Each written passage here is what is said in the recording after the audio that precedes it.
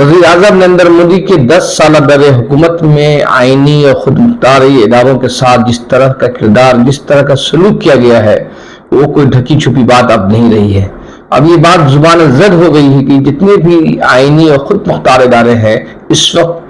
हुकूमत और हुकूमत के कारिंदे और संघ परिवार के इशारे पर काम कर रहे हैं। चाहे वो इलेक्शन कमीशन हो, चाहे वो बैकवर्ड क्लासेस कमीशन हो, चाहे वो खवातीन कमीशन हो, चाहे वो शेड्यूल ट्राइब कमीशन हो, चाहे वो ओबीसी कमीशन हो, सब कमीशनों का एक ही एजेंडा है कि किसी भी तरह से हुकूमत के बयानिया को, हुकूमत के मौक़िफ़ को आगे बढ़ाए। आज हम बात करेंगे चाइल्ड कमीशन की फुलझड़ियों के बारे में। चाइल्ड कमीशन ने गुज़श्ता दिनों जो काम किए हैं मसला अक़लियतों और बिलख़ुसूस मुसलमानों को लेकर, उस पर हम बात करेंगे। कल हमने सुप्रीम कोर्ट की जो बात आई थी उस पर एक छोटी सी रिपोर्ट पेश की थी। इस वादे के साथ कहा था कि कल हम चाइल्ड कमीशन की एक रिपोर्ट पर तफसील से बात करेंगे। चाइल्ड कमीशन ने एक रिपोर्ट पेश किया है 69 पेज का, जिसको कहा गया, जिसका उन्वान है अकीदे की हिफाजत या फिर हुकूक से महरूमी। और इस रिपोर्ट में मदारिस इस्लामिया के बारे में इंतहाई बेबुनियाद और मफरूज़ों पर मबनी तासुरात और नतीजा अखज़ किया गया है। आप देख रहे हैं इंसाफ न्यूज़ ऑनलाइन। इंसाफ न्यूज़ ऑनलाइन अगर आप पहली मरतबा देख रहे हैं तो आप हमें सब्सक्राइब जरूर करें। फेसबुक और दीगर प्लेटफॉर्म पर देख रहे हैं तो लाइक और फॉलो करना न भूलें। और आपसे ये दरख्वास्त है कि इस पूरी रिपोर्ट बहुत अहम रिपोर्ट है। 69 सफ़ात की इस रिपोर्ट में क्या क्या सवालात खड़े किए गए हैं और ये तमाम सवालात किस कदर मसलाखेज हैं, इसको जानने के लिए आप हमारे इस वीडियो को आखिर तक जरूर देखेंगे। एक अहम सवाल है कि आखिर चाइल्ड कमीशन की बुनियादी जिम्मेदारी क्या है। क्या चाइल्ड कमीशन किसी भी सियासी जमात से वफादारी और सियासी नजरियाती जानिबदारी बरते बगैर मुल्क भर में बच्चों के हुकूक के लिए काम कर रही है? ये सवाल हम इसलिए खड़ा कर रहे हैं, अगर आप लेबर मजदूरी, ग़िज़ाई किल्लत, बच्चों के ड्रॉप आउट की शरह देखें और फिर अतफाल चाइल्ड कमीशन की कारकर्दगी को देखें तो इससे अंदाजा होता है कि इस मुल्क में चाइल्ड लेबर एक बड़ा मसला है, लेकिन चाइल्ड कमीशन बहुत कम इस पूरे मामले में अपना किरदार अदा करता हुआ नजर आता है। इसी तरीके से ग़िज़ाई किल्लत एक बड़ा भयानक मामला है। हिंदुस्तान एक उन मुल्कों के सफ में खड़ा है, अफ्रीकी ममालिक के सफ में खड़ा है जहाँ 30% बच्चे ग़िज़ाई किल्लत के शिकार हैं। लेकिन उन तमाम शोबे में काम करने के बजाय गुज़श्ता चंद सालों में चाइल्ड कमीशन की जो सरगर्मी रही है, सिर्फ एक सरगर्मी रही है कि किसी भी तरीके से मदरसों को बदनाम किया जाए। चाइल्ड कमीशन की पूरी कोशिश है कि वो बच्चों की आईनी हुकूक की वकालत करने की आड़ में उनकी कोशिश है कि मदारिस इस्लामिया, जिसने हिंदुस्तान की तहरीक आज़ादी में किरदार अदा किया और गुज़श्ता 70-80 सालों में आज़ादी के बाद भी इस सरकार के हम हर मौक़िफ़ की हिमायत करते हुए मुल्क में तालीम के फ़रोग़ देने में अहम किरदार अदा किया है, उसको शैतान साबित किया जाए और उसको किस तरह से बदनाम किया जाए। ये 69 सफ़ात पर मुश्तमिल ये रिपोर्ट 11 अब्वाब में तकसीम, 11 चैप्टर बनाए गए हैं। उस चैप्टर में पहला सवाल खड़ा ये किया गया है कि मदारिस की आमदनी पर, गरीब बच्चों की तालीम पर, उस पर बुनियादी सवालात खड़े किए गए और इस हकीकत को फरामोश कर दिया गया है कि आज़ादी से कबल इस मदरसे के फारिगीन, जिसमें मौलाना शेखुल हिंद मौलाना महमूदुल हसन, मौलाना हुसैन अहमद मदनी, मुफ्ती किफ़ायतुल्लाह, मौलाना आज़ाद, इस तरह की बेशुमार शख्सियात हैं जिन्होंने मुल्क की आज़ादी में अहम किरदार अदा किया और ये तमाम शख्सियात इसी मदरसे से पढ़े हुए थे और वही किताबें पढ़े हुए थे जो किताब आज पढ़ाई जा रही है। तो सवाल सबसे बड़ा ये है कि जब ये किताबें पढ़कर इन शख्सियात ने मुल्क की आज़ादी में अहम किरदार अदा किया, आज ये सवाल क्यों खड़ा किया जा रहा है कि इस मदरसे में पढ़ने वाले बच्चे दहशतगर्द हो रहे हैं, मदरसे में पढ़ने वाले बच्चे इंतहा पसंद हो रहे हैं? तो ये सवाल किस कदर फालतू और बेकार हो सकता है, इसका अंदाजा इससे लगाया जा सकता है। जबकि हकीकत यह है कि ये मदारिस सरकारी खजाने पर बोझ बने बगैर हुकूमत की जो जिम्मेदारी है तालीम का फरोग, उसमें अहम किरदार अदा करते हैं। इस रिपोर्ट में जो सबसे बुनियादी सवाल खड़ा किया गया है वो सवाल ये है कि आखिर मदारिस इस्लामिया RTE एक्ट से बाहर क्यों है। पहला सवाल जो खड़ा किया गया है कि मदारिस इस्लामिया RTE एक्ट से बाहर क्यों है। 4 अगस्त 2009 को पार्लियामेंट से लाजमी हक़ तालीम एक्ट पास हुआ, जिसका मकसद था कि 5 साल से लेकर 14 साल की उम्र के दरमियान के बच्चों को हर हाल में हुकूमत की जिम्मेदारी है कि तालीम फराहम करें اور اس کے لیے RT ایکٹ جو پاس کیا گیا اس میں شرائط تھے کہ اسکول کیسے ہوں گے، اسکول کا معیار کیا ہوگا، نصابی کتابیں کیا ہوں گی، پورا ایکٹ پاس کیا گیا۔ اس ایکٹ سے صرف مدارس اسلامیہ ہی نہیں بلکہ مذہبی دیگر مذہبی جو ماننے والے ان کی جو پاٹھشالائیں ہیں، چاہے وہ ہندوؤں کے ہوں، چاہے وہ سکھوں کے ہوں، چاہے وہ عیسائیوں کے ہوں پاٹھشالائیں، یا کوئی بھی ادارہ جو ان کے مذہبی ادارے ہیں، مذہبی تعلیمی ادارے ہیں، ان تمام اداروں کو اس RT ایکٹ سے باہر رکھا گیا تھا۔ جو چائلڈ کمیشن کی جو رپورٹ ہے، یہ رپورٹ میں جگہ جگہ آپ دیکھیں گے تضاد ہے، ایک دوسرے کی ایسی باتیں ہیں جو ایک دوسرے کے خلاف ہے۔ ایک طرف جہاں یہ تسلیم کیا گیا ہے کہ یہ مذہبی تعلیم اور بنیادی اصلی تعلیم ایک ساتھ دی جا سکتی ہے، وہیں دوسری جگہ یہ اعتراض کیا گیا ہے کہ آخر ایک ادارے میں ایک ساتھ کیسے اصلی تعلیم بھی اور مذہبی تعلیم دی جا سکتی ہے۔ اور سب سے اہم بات یہ ہے کہ بھارت کے پاس تعلیمی مسائل پر خرچ کرنے کی فنڈنگ انتہائی کم ہے۔ مودی حکومت نے جب 2014 کا ان کا جو منشور تھا، اس منشور میں وعدہ کیا تھا کہ تعلیم کے شعبے میں ہم 6% GDP کا 6% خرچ کریں گے، لیکن 10 سال گزر جانے کے باوجود بھی مودی حکومت GDP کا 2% بھی خرچ کرنے میں ناکام رہی ہے، بلکہ گزشتہ UP حکومت کے مقابلے میں آج بھی مودی حکومت ملک کی GDP کا سب سے کم خرچ تعلیم کے شعبے میں کرے۔ ایسے میں تعلیم پر سوال اٹھانے کا کوئی جواز نہیں بنتا ہے۔ دوسری اہم بات یہ ہے کہ اس رپورٹ میں پہلے بھی جس کو کورٹ نے کوٹ لگایا ہے، اس رپورٹ میں کہا گیا ہے کہ اگر آپ چاہتے ہیں، رپورٹ میں کہا گیا ہے کہ مدارس کے بچوں کو مدارس سے نکال کر اسکول منتقل کیا جائے، جسے کل سپریم کورٹ نے روک لگا دی ہے۔ اور رپورٹ میں بار بار جگہ جگہ آرٹیکل 21A کا حوالہ دیا گیا ہے۔ 20A1 کے ساتھ میں کہا گیا، 21 آرٹیکل میں کہا گیا ہے کہ تعلیم کا فروغ اور اس پہ خرچ کرنا حکومت کی ذمہ داری ہے، لیکن اس رپورٹ کو دیکھیں گے، اس حقیقت کو رپورٹ فراموش کر جاتی ہے کہ مدارس اسلامیہ اب یہی کام کر رہی ہے۔ اور اس رپورٹ میں تنگ نظری کا عالم یہ ہے کہ گزشتہ 70-80 سالوں میں مدارس کا کردار کتنا تبدیل ہوا ہے، مدارس میں کس طرح کے نصاب پڑھائے جا رہے ہیں، مدارس آج کے تاریخ میں بیشتر مدارس میں کمپیوٹر، اصلی تعلیم تمام شامل ہے۔ اس حقیقت کو فراموش کر کے صرف پرانی باتیں اور من گھڑت باتیں دہرائی گئی ہے۔ جہاں تک سوال ہے کہ حکومت کی سوال ہے کہ مدارس کے نظام میں نصاب تعلیم میں خامیاں ہیں، تو سوال یہ ہے کہ آخر کون سا حکومت کا ادارہ ہے، یا کون سی یونیورسٹیاں ہیں، یا کون سے تعلیمی ادارے ہیں جہاں اس طرح کی خامیاں نہیں موجود ہے۔ کل ہی ملک کے نائب صدر جگدیپ دھنکر نے یہ دعویٰ کیا کہ اس ملک میں ایک بیماری پھیلی ہوئی ہے، باہر جا کر پڑھیں، لیکن سوال یہ ہے کہ آخر اتنی بڑی تعداد میں ہر سال ملک کے بچے باہر کیوں جا رہے ہیں؟ آپ دیکھیں یوکرین جہاں گزشتہ 2 سالوں سے جنگ زد میدان ہے، وہاں بھی بڑی تعداد میں ہندوستانی بچے پڑھتے ہیں۔ بنگلہ دیش جسے ہم ہر دن گالی دیتے ہیں، جسے ہم حقارت بھری نگاہوں سے دیکھتے ہیں، بنگلہ دیش کی میڈیکل کالجوں میں ہندوستانی طلبہ کی اچھی خاصی تعداد ہے۔ نیپال جو ہمارے مقابلے میں کہیں بھی نہیں کھڑا ہوتا ہے، وہاں کے تعلیمی اداروں میں بالخصوص میڈیکل کالجوں میں ہمارے بچے ہیں۔ یورپ کے کئی اداروں میں، بلکہ رشیا کے جو نکلے ہوئے چھوٹے چھوٹے ملک ہیں، ان ملکوں میں بھی ہمارے بچے ہیں۔ سوال تو یہ تھا کہ آخر اس نظام کی خرابی ہے یا بیماری ہے؟ جگدیپ دھنکر کے اس بیان کو لے کر کافی چرچا ہو رہی ہے، لیکن اس کے باوجود اور دوسری اہم بات، اس بات کی رپورٹ کو دیکھیں گے، اس سے اندازہ ہوتا ہے کہ جو سنگھ پریوار کی جو کوشش ہے کہ اس ملک کی آزادی میں جنہوں نے رول ادا کیا، جو ہیرو تھے، اس کو داغدار کیا جائے، انہیں بدنام کیا جائے، اور یہ رپورٹ میں ان تمام چیزوں کی بات جھلکتی ہے۔ اور یہ کہا جا رہا ہے اب اسی وجہ سے پوری رپورٹ سیاسی، دراصل یہ رپورٹ یہ مدارس کی اصلاحات کی مخلصانہ کوشش کے بجائے پوری کوشش ہے کہ جو چائلڈ کمیشن کے جو رخصت پذیر چیئرمین ہے کانگو، یہ RSS بیک گراؤنڈ سے آتے ہیں، ان کا RSS سے تعلق ہے، انہوں نے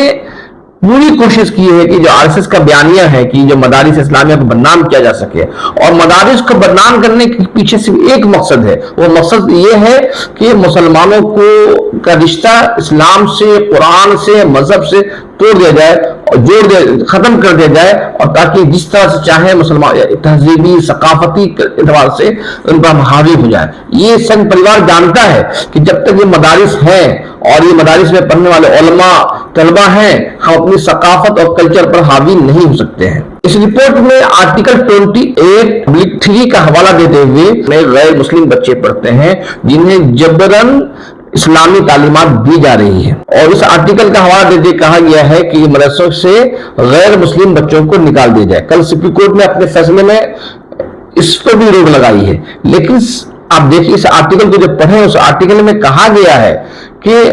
कमीशन आर्टिकल में साफ साफ कहा गया है कि हर एक शख्स को अपने मनपसंद के तालीमी इदारों में और अपने मजहब या दूसरे मजहब की तालीम हासिल करने का इख्तियार हासिल है। उसके बावजूद इन्होंने ऑर्डर दिया है कि मदरसों से निकाल दिया जाए। सवाल ये कि 70 सालों में जब ये मदरसों में गैर मुस्लिम बच्चे पढ़ रहे थे, उन्हें कोई एतराज भी नहीं था, और कुछ एक दो तादाद नहीं है। खुद कमीशन ने जो रिपोर्ट दी है उसके मुताबिक इस वक्त मुल्क में 15,000 गैर मुस्लिम बच्चे सरकारी मदरसों में पढ़ते हैं, जिसमें मध्य प्रदेश में 9,446, राजस्थान में 3,103, छत्तीसगढ़ में 2,159, बिहार में 69, उत्तराखंड में 42 और यूपी और मगरबी बंगाल के मदरसों के बारे में उनके पास डाटा नहीं, उसका जिक्र नहीं किया गया। मुझसे अगर आप बंगाल की रिपोर्ट देखें, बंगाल की सरकार की रिपोर्ट तस्लीम कर लिया जाए, तो बंगाल में भी बड़ी तादाद में गैर मुस्लिम बच्चे पढ़ते हैं। ये इसलिए पढ़ते हैं कि बंगाल के जो मदरसे हैं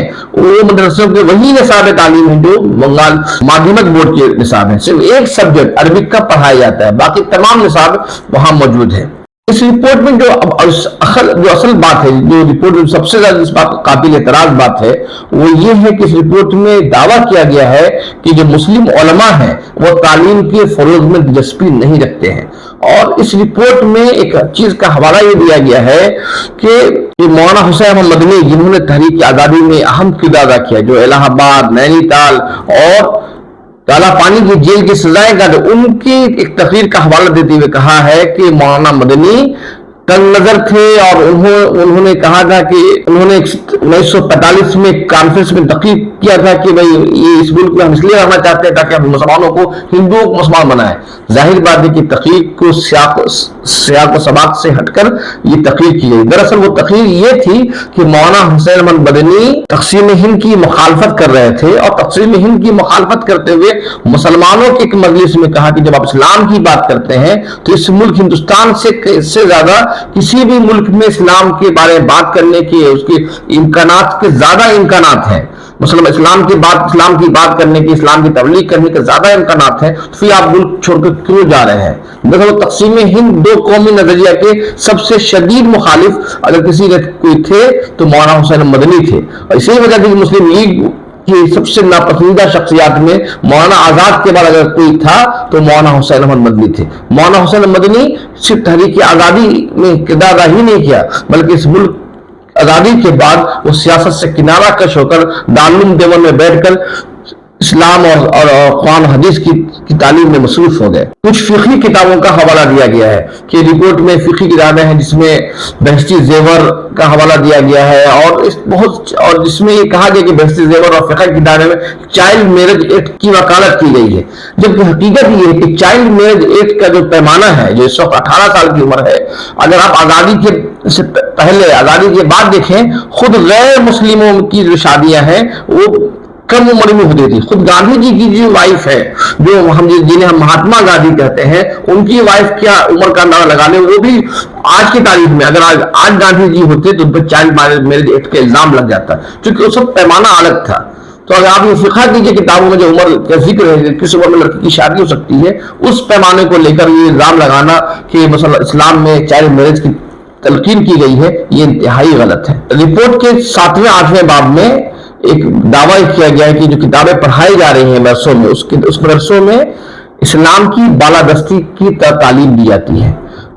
अगर इस दावे को तस्लीम भी कर लिया जाए तो चाइल्ड कमीशन को देखना चाहिए कि मोहन भागवत से लेकर जितने भी आरएसएस और हिंदुत्व के जितने भी लीडरान हैं, अगर उनकी तकरीरों को देखें तो उन तकरीरों में क्या है, इस मुल्क हिंदुत्व पर चलेगा, हिंदू राज चलेगा, ये क्या चीजें हैं। तो अगर اس ہندو راج کی بات کرنا جرم نہیں ہے تو اسلام کی بات کرنا جرم کیسے ہو سکتا ہے؟ اس کتاب اس میں تعلیم الاسلام کا حوالہ دیا گیا کہ تعلیم اسلام میں کہا گیا ہے، اور یہ بے غلط بات ہے کہ تعلیم اسلام پاکستان میں چھپا ہے، جبکہ تعلیم الاسلام کے جو لکھنے والے ہیں مفتی کفایت اللہ اور جمعیت علماء ہند جو تحریک آزادی میں اہم کردار ادا کر رہی تھی، اور اس جمعیت کے سب سے پہلے صدر تھے، اور ان کا انتقال وہ مسا امینیہ دہلی کے شیخ الحدیث کا انتقال دہلی میں ہوا، اور آج بھی ان کی قبر ہے۔ اس کے یہ جانے بغیر NCPR نے اس کتاب پر سوال اٹھایا ہے۔ رپورٹ کے 8ویں باب میں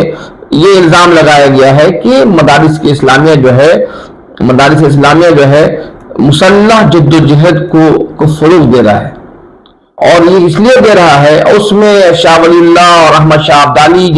کی آزادی کے پہلے جو باتیں تھی اس کا حوالہ دیا گیا ہے۔ اول بات تو یہ ہے کہ NCPR کی پوری ٹیم شاہ ولی اللہ محدث دہلوی ہو یا احمد شاہ ابدالی ہو ان کے بارے میں علم نہیں رکھتی ہے۔ دوسری اہم بات یہ ہے کہ خود اس ملک کے سابق وزیر داخلہ اور موجودہ وزیر دفاع راجناتھ سنگھ خود جب 2014 سے لے کر 2019 تک جب وزیر داخلہ تھے، اور اس دور میں داعش کی تحریک پوری دنیا میں ایک خطرہ بن کر رہا تھا، عراق میں اور شام میں داعش کی کاروائیاں ہو رہی تھی، تو انہوں نے یہ بیان دیا تھا کہ یہ ہندوستان کی سب سے بڑی خاصیت ہے کہ ایک بھی ہندوستانی مسلمان داعش کے ساتھ شامل نہیں ہے۔ مدارس اسلامیہ اگر مسلح جد و جہد کو فروغ دیتا تو داعش کے ضرور رکن ہوتے، لیکن راجناتھ سنگھ نے خود اعتراف کیا ہے کہ اس ملک کا ایک بھی ہندوستانی مسلمان داعش جیسی دہشت گرد تنظیم سے وابستہ نہیں۔ اور دوسری اہم بات، اگر اس مدارس سے ہی تعلیم یافتہ افراد تحریک آزادی میں اہم کردار ادا کیا اور شاملی کے میدان میں شانہ بشانہ انگریزوں کے خلاف مقابلہ کیا، اور آزادی کے بعد مدارس اسلامیہ نے اس ملک کی قومی یکجہتی، ملک کی امن و امان اور یہ کہنا ہے کہ اس مدارس کے نصاب پڑھنے والے کئی افراد آج کی تاریخ میں IAS IPS افسر، ڈاکٹر، وکلا تک بن چکے ہیں۔ اور اس کے علاوہ اس رپورٹ کے آخر میں آ کر جمعیت علماء ہند اور دارالعلوم دیوبند کو خصوصی طور پر نشانہ بنایا گیا ہے، اور یہ نشانہ بنانے کا صرف ایک مقصد ہے، وہ مقصد یہ ہے کہ کسی بھی طریقے سے ملک کے دو اہم ادارے جو دارالعلوم دیوبند اور جمعیت علماء ہے اس کو بدنام کر دیا جائے، اور دارالعلوم دیوبند کے بہانے سے آل India Muslim personal board, Tablighi Jamaat, مجلس احرار اسلام کو بدنام کرنا ہے۔ جو پرانی راج جو الاپا گیا ہے کہ طالبان کا تعلق دیوبند سے ہے، اور یہ دعویٰ کیا گیا ہے کہ پاکستان میں جو جمعیت علماء اسلام ہے اور UK میں ہے، جو بنگلہ دیش میں ہے، تمام کا مرکز جو ہے دیوبند ہے۔ اور اس رپورٹ میں کئی ایسے دارالعلوم دیوبند کے فتوے کا حوالہ دیا گیا ہے، اور فتووں کا جو بیسک ہے سیاق و سباق کو کاٹ کر فتووں کو بدنام کیا گیا ہے۔ رپورٹ کے 9ویں باب میں جمعیت علماء کے تحت چلائے جا رہے اوپن اسکول سسٹم کو پر سوال نشان کھڑا گیا ہے۔ ایک طرف الزام ہے کہ مدارس میں اصلی تعلیم نہیں دی جاتی ہے، دوسری طرف جمعیت علماء نے حالیہ دنوں میں کوشش کی کہ مدارس اسلامیہ میں منظم انداز میں اصلی تعلیم دی جائے، اور مدارس کے بچوں کو قومی دھارے میں شامل کرنے کی جمعیت علماء نے NIOS کے ساتھ ایک مفاہمت کیا، جس کے تحت اس وقت 1400 بچے اس وقت داخل ہیں جنہیں اصلی تعلیم دی جا رہی ہے۔ اس رپورٹ میں یہ دعویٰ کیا گیا ہے کہ جمعیت علماء اور NIOS کا جو معاہدہ ہے وہ غیر قانونی ہے، اور معاہدے میں جمعیت علماء جو ہے جمعیت اسکول کا نام دیتا ہے، اور جبکہ اس طرح کا معاہدہ کچھ بھی نہیں ہوا۔ اور رپورٹ میں سفارش کی گئی ہے کہ NIOS اور جمعیت علماء کے دوران جو معاہدہ ہوا ہے اس معاہدے پر نظر ثانی کی جائے۔ آخر میں جمعیت علماء کے تعلق جمعیت علماء پر مالی غبن کا الزام لگایا گیا ہے، اور اس الزام میں یہ کہا گیا ہے کہ الزام یہ لگایا گیا کہ یہ FCR کا جو قانون ہے، FCR کے قانون کے مطابق دہلی میں واقع ایک اسٹیٹ بینک میں اکاؤنٹ ہونا چاہیے، لیکن جمعیت علماء جو ہے دیگر بینکوں میں جو اس کے کھاتے اس کھاتے میں غیر ملکی چندہ دے رہا ہے۔ اب یہ سوال یہ کھڑا ہوتا ہے کہ جمعیت علماء کا جو مالی بدعنوانی کا اشارہ کیا گیا ہے، جو کہا گیا کہ جمعیت علماء جو ہے FCR کے ذریعے دیگر بینکوں میں اختیار لے رہا ہے، یہ کام کا NCPCR کا ہے، نہیں کام وزارت داخلہ کا ہے۔ اس NCPR کو کس نے یہ اختیارات دیے کہ وہ مالی معاملات پر رپورٹ مرتب کرے؟ اس طرح آپ دیکھیں گے کہ پوری رپورٹ میں تین باتیں جو اہم ہیں وہ رپورٹ یہ ہے کہ پہلا انہوں نے رپورٹ کے ذریعے مدارس کو بدنام کرنے کی کوشش کی ہے، دوسرا انہوں نے یہ کوشش کیا کہ مدارس کے نظام تعلیم کو یہ ثابت کیا جا سکے کہ نظام تعلیم میں کیا کیا خامیاں ہیں، اور بے بنیاد باتیں انہوں نے دیکھا بھی نہیں ہے۔ اور دوسرا ان کے نشانے پر دارالعلوم دیوبند اور جمعیت علماء ہند ہے۔ دارالعلوم دیوبند کا رشتے جو ہے غیر ملکی جو ادارے ہیں ان سے جوڑنے کی کوشش کی گئی ہے، اور جمعیت علماء خاص طور پر اس لیے نشانے پہ ہیں کہ جمعیت علماء نے حالیہ دنوں میں مدارس اسلامیہ میں عصری تعلیم کو فروغ دینے میں اہم کردار ادا کیا، اور اس کے بعد وہ اپنی بات کو ثابت کرنے کے لیے اس رپورٹ میں ایف سی آر کے تحت جو رقم چندہ لی جاتی ہے اس پر ایک رپورٹ بنائی ہے۔ اب ظاہر بات ہے کہ ایف سی آر کی جو اصول کیے جو علماء نے خلاف ورزی کی تو داخلہ کا کام تھا، امت شاہ کا کام تھا، امت شاہ کی ذات کو دکھا دے، ان سی پی سی آر نے کیسے یہ رپورٹ ملی، یہ بھی سوالوں کی زد میں ہے۔ آپ دیکھ رہے تھے انصاف نیوز آن لائن، بہت بہت شکریہ۔